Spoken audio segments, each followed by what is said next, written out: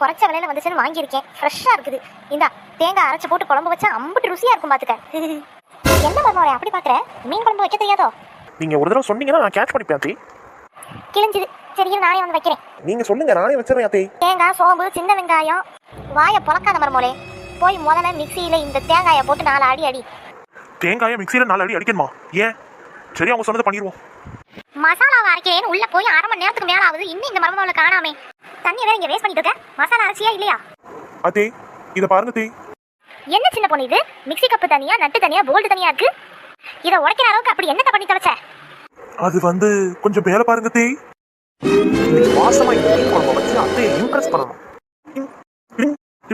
ஐயோ, மிக்சியில தேங்காயை போட்டு 4 அடி அடிக்க சொன்னிச்சு அத்தை. நம்ம 3 அடி தானே அடிச்சிருக்கோம். அதுக்குள்ளேயும் மிக்சி ஜாரு துண்டா போயிருச்சு. தாய்க்கிழவி வந்தா கத்துவாளே, என்ன பண்றது? அடி பாவி மருமகளே.